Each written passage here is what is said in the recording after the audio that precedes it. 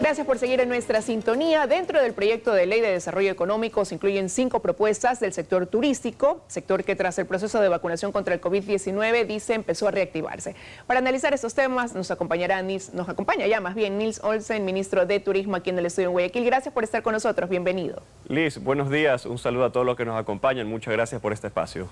Me gustaría analizar en esta entrevista a partir de ese punto, ¿cuál es la situación actual del sector turístico una vez que ya han pasado 3 meses desde que se cumplió esa meta del plan de vacunación? Se ha continuado con ese proceso y bueno, ya ha pasado más de un año, ¿no?, desde que inició esta pandemia. Hoy por hoy, ¿cuál es la situación actual del sector? Bueno, antes de responderte esa pregunta, vale la pena aclarar que el sector turístico ha sido el sector más golpeado por la pandemia.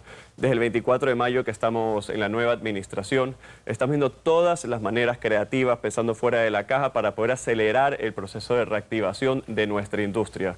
Los números son positivos, hemos tomado varias acciones para poder acelerar este proceso. Iniciamos con el plan de vacunación 900, dándole prioridad al sector turístico. Fuimos el primer país en tener a todo su sector turístico ya vacunado para poder darle mayor seguridad a los visitantes. Lo mismo con la policía turística en 4 ciudades, Guayaquil, Quito, Cuenca y Montañita.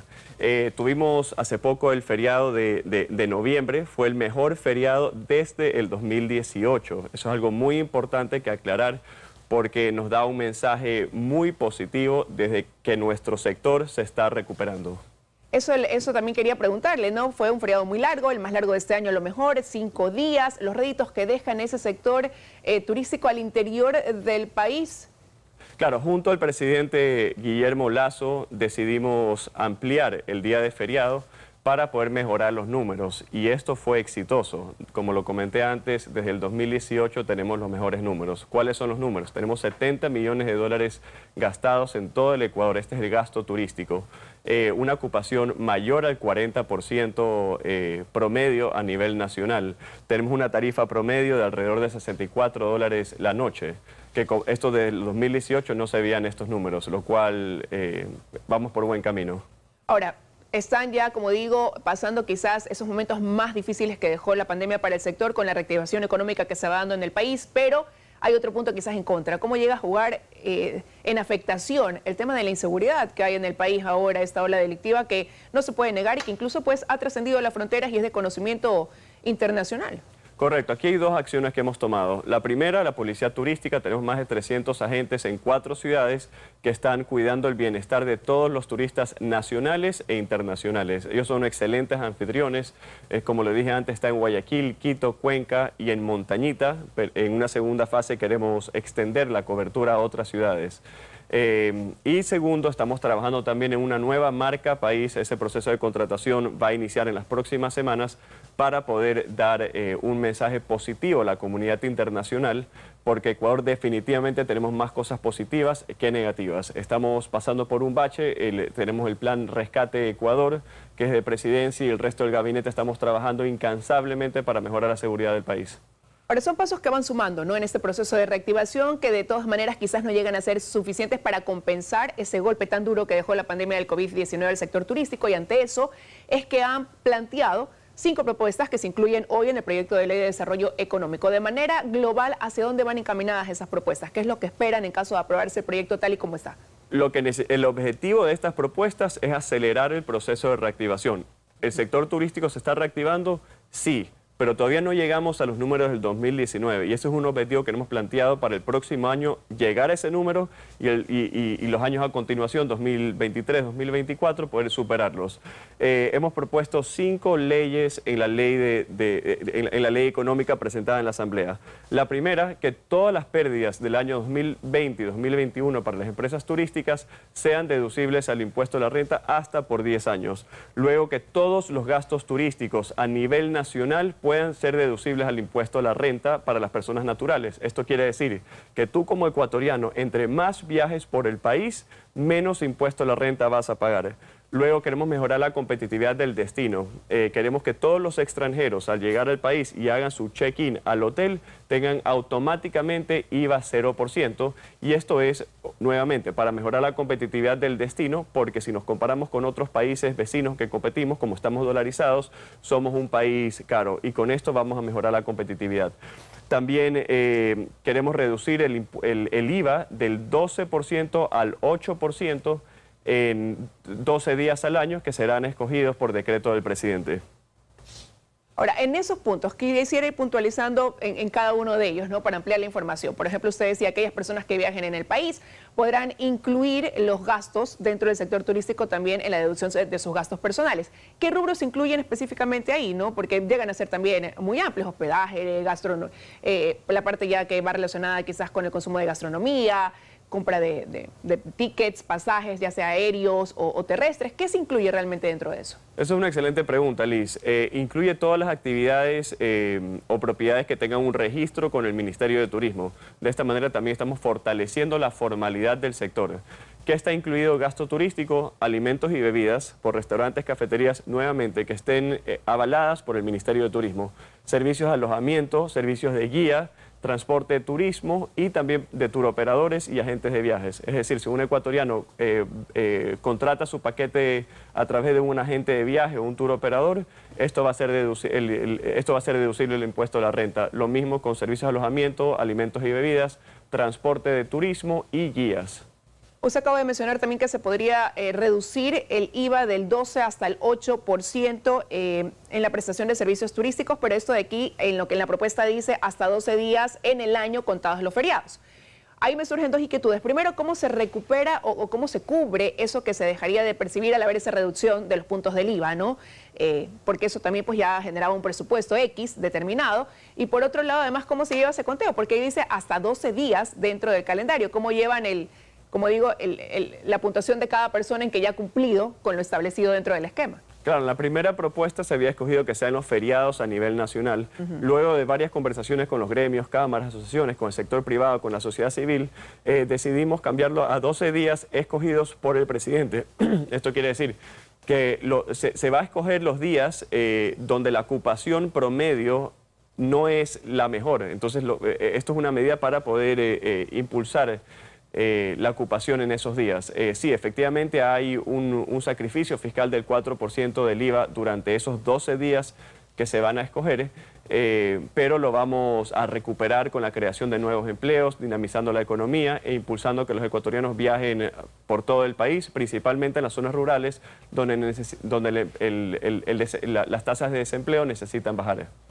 Y, por ejemplo, ¿qué pasa con aquellos negocios dentro del sector turístico, ¿no?, que hoy tienen problemas después de esta pandemia, con el IES, por ejemplo, con el servicio de rentas internas, y que temen más bien que esto pueda generar en una situación que lleve a comprometer más aún o a generar una mayor afectación en sus negocios? ¿Qué solución a lo mejor se plantea en esos casos? Claro, bueno, una de las leyes que hemos propuesto en la ley económica presentada en la Asamblea es que el sector privado pueda reestructurar sus deudas con las instituciones públicas como el IES y como el SRI. Entonces, en caso de aprobarse, esto va a dar un alivio financiero al sector privado que tanto lo necesita. Además, la próxima semana empieza la socialización de los créditos por Ban Ecuador y el Ministerio de Turismo al sector privado para que puedan refinanciar sus deudas y de esa manera salir de este bache de la pandemia y puedan acelerar su reactivación.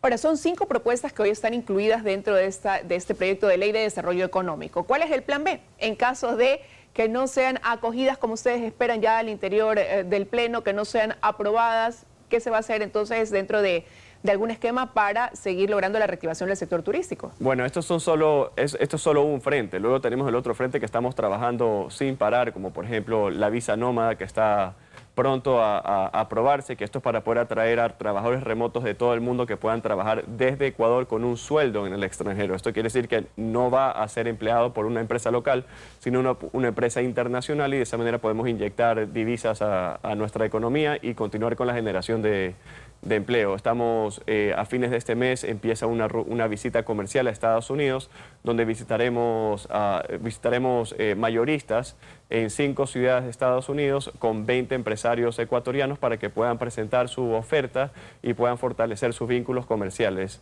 Y tenemos un sinnúmero de otras acciones que vamos a ejecutar este año para poder continuar con el aceleramiento de nuestra industria. Ahora, pero dentro de todo eso también hay cosas que quizás inciden negativamente, ¿no? Ayer justamente veía la posición de alguien en una de las redes sociales que comentaba lo caro que le resultaba viajar internamente, coger un vuelo a Quito. Él decía, estoy pagando más de $230 por un vuelo de 30 minutos. Y eso también como llega a contrarrestar dentro de un programa de reactivación. Hay muchas veces en que un vuelo local te llega a costar lo mismo que un pasaje, quizás algún destino internacional, por ejemplo. Claro, bueno, es importante aclarar que la industria aeronáutica responde a oferta y demanda. Entre más demanda hay, los precios van a incrementarse. Generalmente esos precios suben cuando uno reserva con 24 horas de anticipación, por ejemplo, y que no hay asientos suficientes disponibles. Vale también la pena aclarar que comparado a prepandemia, solo hemos recuperado el 60% de las frecuencias y rutas internacionales hoy por hoy. Entonces, la oferta que tenemos en este momento es menor a la del 2019, pero las cifras de recuperación son positivas. Esperamos el próximo año ya tener recuperación del 100% de las rutas y frecuencias prepandemia. La industria aeronáutica es una de las industrias que más ha sufrido por la pandemia y debemos entender que esta industria responde a oferta y demanda. Bueno, aunque eso de ahí, como digo, a veces juega en contra, ¿no? Y hace 6 meses teníamos una primera entrevista en este espacio cuando usted asumía las funciones de ministro de Turismo y daba a conocer también que había un proyecto para no dejar desaparecer el tren del ferrocarril. ¿Qué ha pasado con eso, ministro, también? Claro, bueno, como siempre lo hemos dicho, es un compromiso del presidente de este gobierno rehabilitar el tren. Desde el gobierno pasado, la empresa pública se encuentra en liquidación de los bienes no productivos. Esto quiere decir que se está vendiendo bienes que no tienen absolutamente nada que ver con la operación del tren para que esta empresa pública pueda cubrir sus pasivos. ¿Cuáles son sus pasivos? Liquidaciones, tiene que devolver boletos de los pasajeros que habían comprado sus tickets.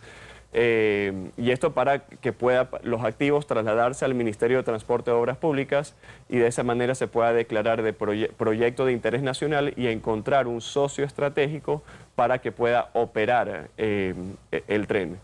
También vale la pena aclarar que en tiempos pasados la operación del tren le costaba al Estado 20 millones de dólares anuales y lo que nosotros buscamos como Estado es tener una operación sostenible. Y también sostenible no solo socialmente, sino también económicamente. Es algo entonces que está todavía ahí en stand-by. Y quiero terminar esa entrevista porque ya nos queda poco tiempo, ministro, preguntándole también, me imagino usted en permanentes conversaciones con el Ministerio de Salud, de esto a propósito de las medidas que se van tomando como países ante el COVID-19. Vemos que Estados Unidos pues aplica nuevas restricciones para quienes visiten ese país. Europa toma restricciones internas debido a ciertos repuntes que hay. No es la situación acá en el Ecuador. Pero hay también quizás en camino alguna variación de las medidas que hoy por hoy se deben cumplir en torno al recibir visitantes o se mantienen tal y como están los requisitos por ahora. Por ahora se mantienen los requisitos, y quiero aclarar algo de la última pregunta, no está en stand-by, está en proceso la rehabilitación del tren, está encaminada y nosotros el gobierno la estamos acelerando. Generalmente firmar una APP con una empresa se demora de 3 a 4 años. Nosotros queremos poder firmar un acuerdo, una APP para fines del próximo, porque sabemos que la rehabilitación del tren es urgente y lo necesitamos para poder inyectar dinero a las economías rurales sobre todo y seguir generando nuevas plazas de empleo. A eso me refería con el stand-by, el tiempo que puede tomar, ¿no?, ese proceso. Pero y sobre lo otro que le consultaba, se mantienen entonces tal y como están los requisitos por ahora. Sí, los requisitos se mantienen por ahora. Eso, si hay una nueva disposición, el Ministerio de Salud Pública la dará en su debido momento.